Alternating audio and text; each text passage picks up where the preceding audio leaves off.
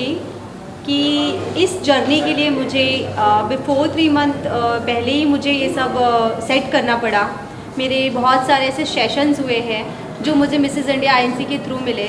मुझे skin treatment से लेकर dentist, hair, everything like ramp walk training, everything. तो ये एक स्टेप बाय स्टेप सारी जर्नी को पार करते हुए जब मिसेस इंडिया के मिसेस यूनिवर्स के प्लेटफॉर्म पे जब जाना पड़ा, तो वहाँ पे ये 7 डेज़ का एक फंक्शन था। मतलब ओवरऑल ये सब कुछ वहाँ पे प्री प्लान किया हुआ था। फिर वहाँ पे हम लोग जब गए तो पहले दिन हम लोगों को मीट एंड ग्रीट हुआ, वेलकम डिनर था हम लोगों का फर्स्ट डे। फिर सेकेंड डे हम लोगों को सिटी टूर करवाया गया। रात में फिर हम लोगों को कराओके हुआ। उसके बाद में थर्ड डे हम लोगों को शॉपिंग के लिए लेकर गए। फिर उसके बाद में शाम में ऐसे ही लाइक लोग बैठे थे और बातें कर रहे थे। उसके बाद में 4th डे हम लोगों का जो हुआ वो हमारा डोमेस्टिक वायलेंस का एक फोरम था, जिसके ऊपर महिलाओं के ऊपर जो अत्याचार होते हैं उसको लेकर लोगों ने अलग अलग कंट्री से लोगों ने वहाँ पे अपने अपने थॉट्स रखे हुए थे कि कैसे लोगों के साथ में वो प्रॉब्लम्स होते हैं और कैसे उसे फाइट करना चाहिए, कैसे हमें आगे आना चाहिए। उसके बाद में नेशनल कॉस्ट्यूम का राउंड था और सबटाइटल अवार्डिंग था और उसके बाद था ग्रैंड फिनाले। तो ओवरऑल ये जो जर्नी थी 106 कंट्री के लोगों ने इसमें पार्टिसिपेट किया था। अलग अलग कंट्री के लोग जब अपने सामने आते हैं तो हमें पता चलता है कि हम कितने वेल हैं, हम क्या कर सकते हैं। इतने सारे कंट्री के लोग जब हमारे साथ पार्टिसिपेट करते हैं, कॉम्पीट करते हैं, तो हमको हमारा लेवल पता चलता है। बिकॉज हर कंट्री अपने अपने इसमें बहुत बड़ा है और हर कोई अपने देश को रिप्रेजेंट कर रहा है, तो हर कोई अपने इसमें बेस्ट है। तो बस मुझे तो अपना बेस्ट देना था। मोहिनी मैम का साथ था, मेरे हस्बैंड का साथ था, मेरी friend Megha Kapoor, she is also makeup artist, तो इन्होंने भी मेरा बहुत साथ दिया। तो जब आपके आसपास जब पूरा ऑरा होता है, जब आपको लगता है कि जब ऐसे लोग हैं तो जीत कर आना तो पॉसिबल था। तो बस मैं 3rd रनर अप बनी और साथ में मैंने बेस्ट आर्टिस्टिक नेशनल कॉस्ट्यूम का भी अवार्ड विन किया और सबटाइटल में मिसेस ब्रिलियंस यूनिवर्स का भी अवार्ड मिला मुझे। तो मुझे बहुत खुशी हो रही है कि मैंने फर्स्ट टाइम 45 इयर्स में ऐसा हुआ है कि फर्स्ट इंडियन जो 3rd रनर अप की पोजीशन पे आई है। तो वैसे ही हमने हिस्ट्री क्रिएट कर ली है, तो इससे बड़ी खुशी की और कोई बात हो ही नहीं सकती मेरे लिए। Thank you.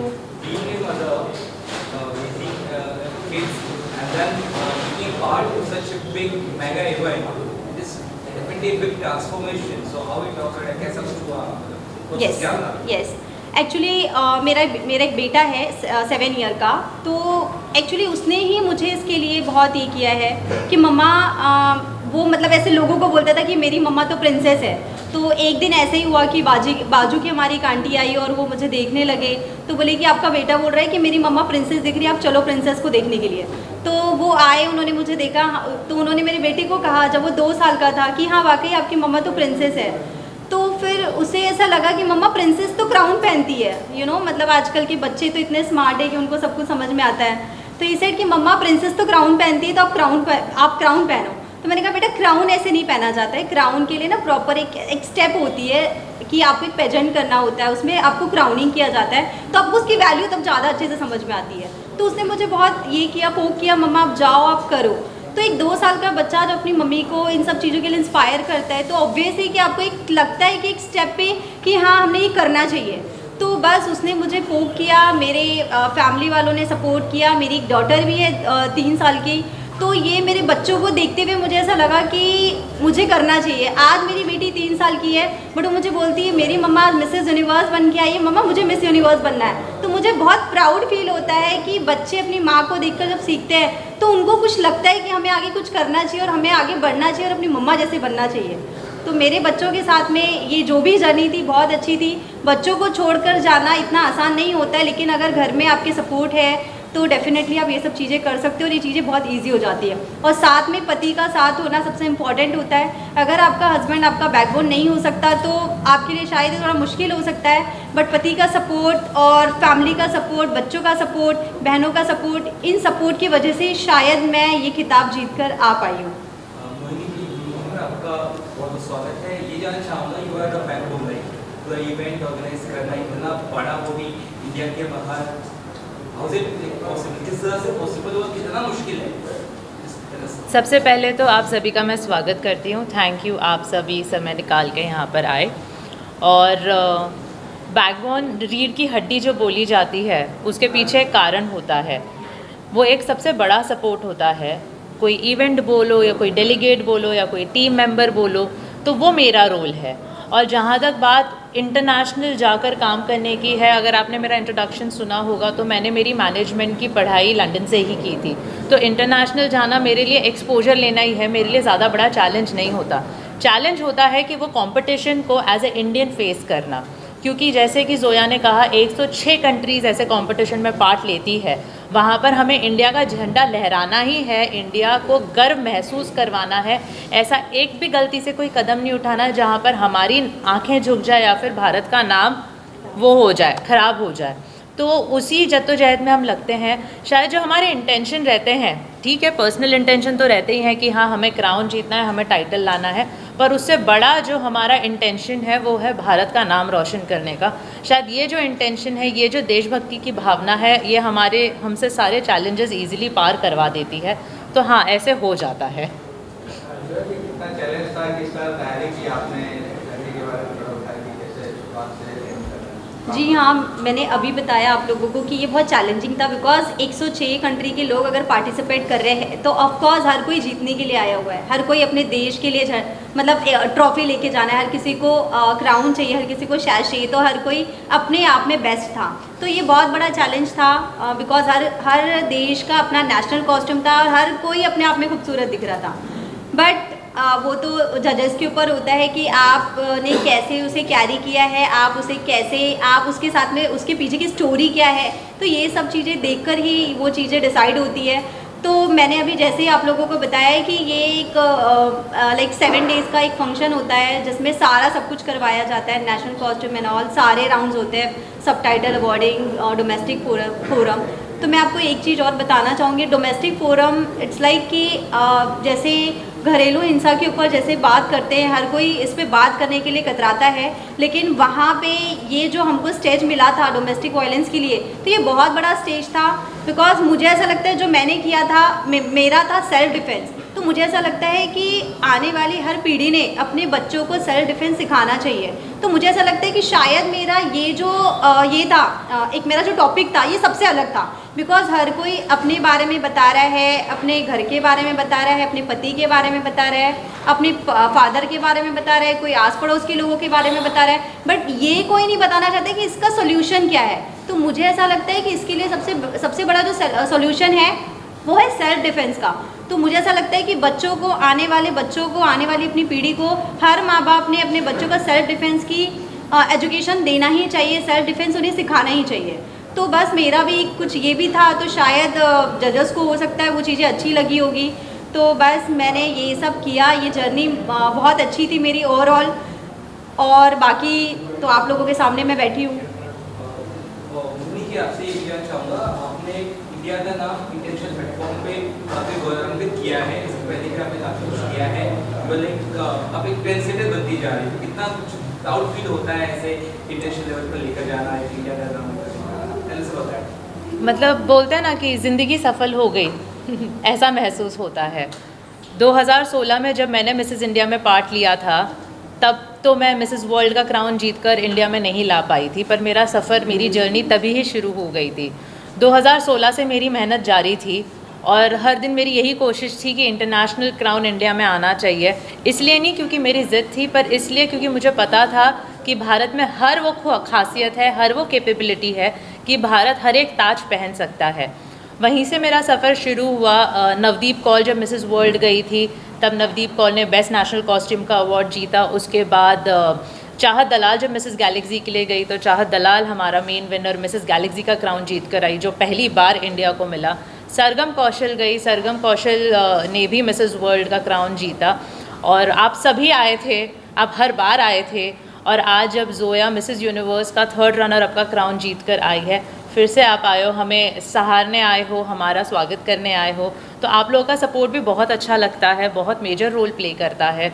बस आगे कामना है कि हम इसी तरीके से जो सीढ़ियां हैं वो ऊपर ऊपर और ऊपर चढ़ते जाएं और बड़े बड़े और क्राउन इंडिया में लाएं। आप किस नज़र से देखते हैं मेरे लिए ज़ोया की अचीवमेंट बहुत ही अलग अचीवमेंट है, क्योंकि मैंने अभी काफ़ी विनर्स का नाम लिया है। सब विनर्स या तो दिल्ली से रही हैं या तो बॉम्बे से रही हैं। ज़ोया नागपुर की है, तो हमारे लिए स्मॉल टाउन, मैं उसको स्मॉल टाउन गर्ल बोलूँगी, जैसे हम MC स्टैन को बी टाउन बोलते हैं, तो ये हमारे लिए स्मॉल टाउन है। ये देखने जाए तो एक माइनॉरिटी कम्युनिटी से भी हैं।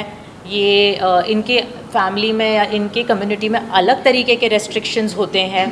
ऊपर से 2 बच्चे संभालना, घर बार संभालना, वो एक बिज़नेस वुमन भी है एट द सेम टाइम। तो इतनी सारी रिस्पॉन्सिबिलिटीज़ के साथ इन्होंने जितना उम्दा परफॉर्मेंस वो स्टेज पे दिया है, मैं ज़ोया से सीखती हूँ। मेरे लिए काफ़ी सारी चीज़ें होती हैं जो मैं इनसे सीखती हूँ। इनमें धैर्य बहुत है, इनमें पेशेंस बहुत है, बहुत ज़्यादा फेथ है फ्यूचर को लेके, बहुत पॉजिटिव हैं। तो ये इनकी अपनी क्वालिटीज़ हैं। ये मेरा नज़रिया है ज़ोया के लिए। जिस पैदल पे आप हैं, क्या उस पैदल से आप खुश हैं और नेक्स्ट आपकी क्या तैयारी है? जी हाँ, मैं बहुत खुश हूँ बिकॉज मिसेस यूनिवर्स में क्राइटेरिया होता है कि वो 5 विनर्स होते हैं। तो चाहे आप विनर हो, चाहे आप 3rd रनर हो, वो सब कुछ सेम है। और मुझे ऐसा लगता है कि मैं अकेली इंडियन हूँ जिसने 4 टाइटल इंडिया के लिए लेकर आई हूँ। तो मेरे लिए इससे बड़ी सक्सेस की कोई बात ही नहीं हो सकती। और रही बात मेरे फ्यूचर की, तो मेरा फ्यूचर ऐसा है कि मेरा एक कारा फाउंडेशन है।